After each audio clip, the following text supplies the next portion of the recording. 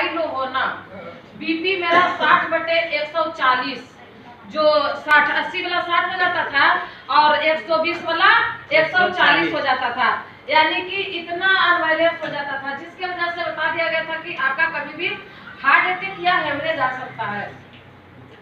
तो इस तरह से हम घबरा गए कि ऐसा प्रॉब्लम हो जाएगा तो क्या होगा, मेरा बच्चा का क्या होगा।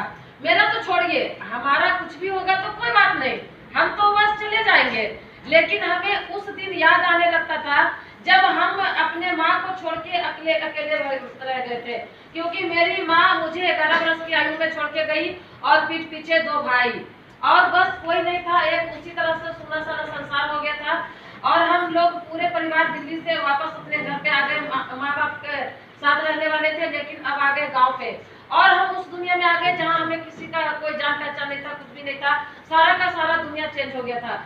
तो हमें लगने लगा कि आज मेरा ये हाल है और अगर हम इस तरह डेट कर गए तो मेरे बच्चों का क्या होगा। मेरा भी बच्चा उसी तरह से दादा दादी के साथ जिएगा जैसे हम जीते थे, और ये भी किसी को कुछ माने देखेगा तो उसी तरह से तरसेगा जैसे हम तरसते थे। हमें भी बहुत अच्छा पढ़ने माने अच्छा स्कूल में पढ़ने का शौक था। जब हमारे गाँव में हम जब छोटे थे तो सभी बच्चे पढ़ने के लिए जाते थे, तो हम अपने दादाजी को बोलने के लिए गए कि जो सब हाई स्कूल में नाम लिखा रहा है, मेरे क्लास में सभी लोग जो होते ना क्लास में लोग, तो हमें भी नाम लिखाना है।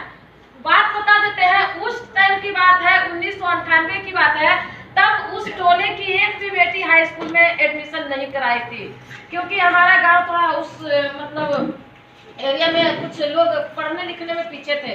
तो हम जब जिद किए तो बोले कि जो इतना जिद करती है तो इसका क्या होगा, इस टोला की कोई भी लड़की नहीं जाती है। तो हम पूरे यानी टोले में खोजे, पूरे गांव में खोजे कि कौन कौन एडमिशन कराने वाला है।